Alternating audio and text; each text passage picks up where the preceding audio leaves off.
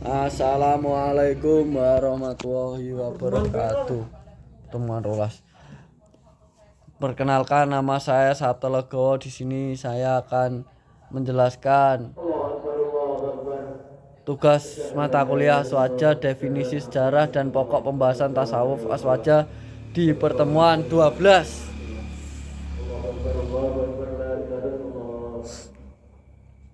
Pengertian pokok pembahasan dan manfaat. Secara istilah, tasawuf adalah ilmu untuk mengetahui sifat-sifat hati, baik sifat yang terpuji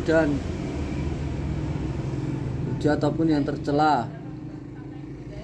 Cara membersihkannya dari sifat-sifat yang tercela dan menghiasinya dengan sifat-sifat yang terpuji, dan cara untuk suluk perjalanan spiritual kepada Allah Ta'ala. Pokok pembahasan adalah perbuatan hati dan indera dari segi yang mencucikan dan menjernihkannya. Manfaat mempelajarinya adalah dapat membersihkan hati dan sifat-sifat tercela, dan dapat bermakrifat kepada Allah dengan jauh, dan selamat di akhirat dengan keberuntungan dan keridhaan dari Allah Ta'ala.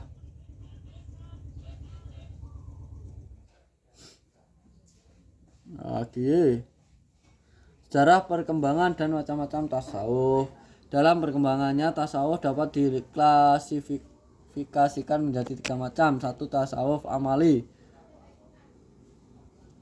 Tasawuf amali pada abad pertama dan kedua Hijriyah. Tasawuf merupakan amalia ibadah mendekatkan diri kepada Allah. Pada periode ini, para sufi belum memberi perhatian mendalam tentang keadaan-keadaan hati dan tahapan-tahapan suluk. Menurut Al-Taftazani, pada abad ini tasawuf diidentikan dengan laku zuhud oleh para sufi.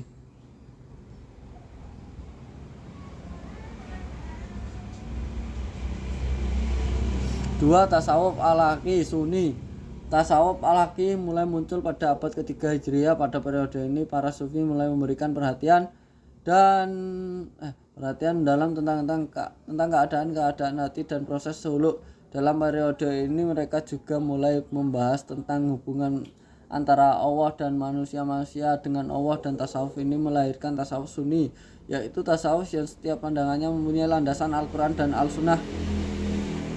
Dengan jelas, dengan kata lain, tasawuf ini selaras dengan syariat.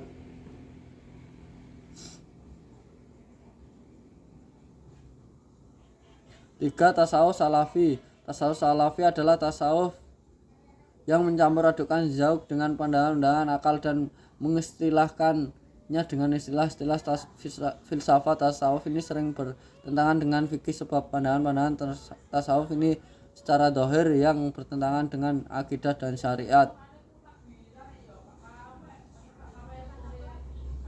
Di antara pemikirannya dalam tasawuf falsafi adalah fana. Secara bahasa, arti fana adalah memutuskan untuk dan menghilangkan. Dalam tasawuf, fana mempunyai beberapa pengertian.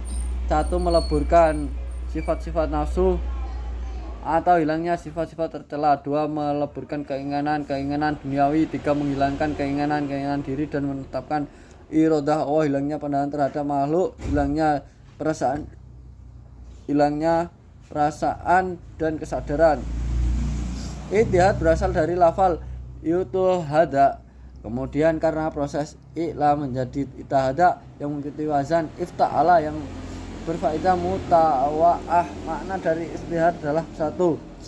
Menurut istilah, ia adalah sebuah kondisi lenyapnya diri seorang hamba di dalam apa yang dia pandang, yakni bersatunya hamba di dalam apa yang dia pandang, yakni bersatunya hamba dengan Allah al-Haq.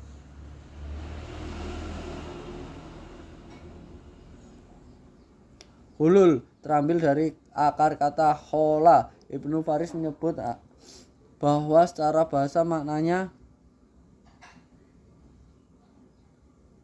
adalah membuka sesuatu sehingga sesuatu tersebut tidak terhalang sama sekali. Dalam istilah tasawuf, hulul adalah bertempatnya tabiat ketuhanan di dalam tabiat kemanusiaan, atau dengan ibarat lain, ia adalah bertempat lahud di dalam nasut. Soal 1. Jelaskan secara singkat perkembangan tasawuf di era Rasulullah SAW sampai menjadi amali, akhlaki, dan falsafi. 1. Tasawuf amali abad 1-2 Hijriah.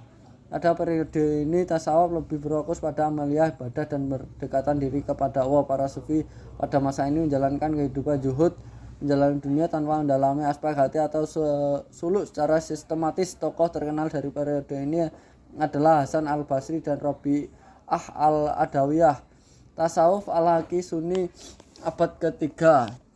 Hijriah. Tasawuf mulai memperhatikan aspek akhlak dan penyucian hati. Para sufi menerapkan metode takoli, membersihkan hati dan sifat buruk. Taholi, menghiasi hati dengan sifat baik. Dan akhirnya tajali, merasakan kehadiran Allah. Tasawuf ini berpegang teguh pada Al-Quran dan Sunnah serta tetap sesuai dengan syariat Islam. Tokoh utamanya adalah Al-Junaid, Al-Baghdadi, dan Al-Ghazali.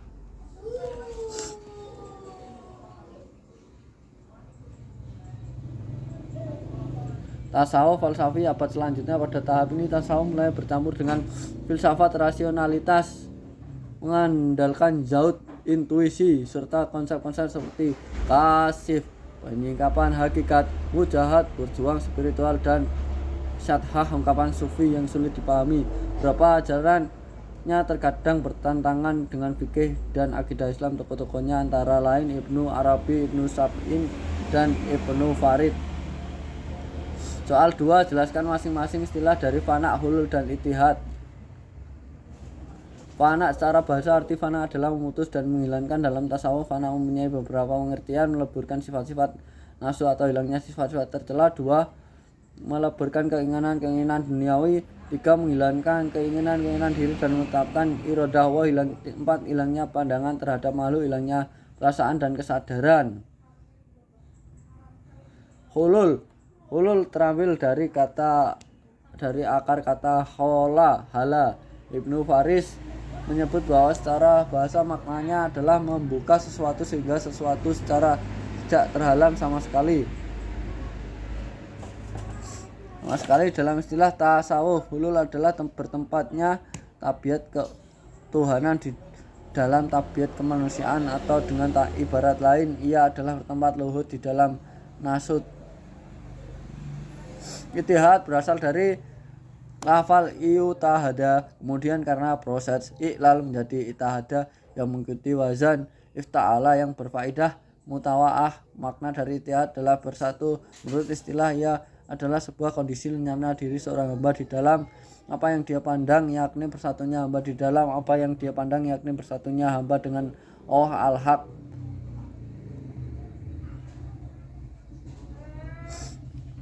Dan terima kasih untuk pertemuan ke-12-nya. Wassalamualaikum warahmatullahi wabarakatuh. Wah, sawaki.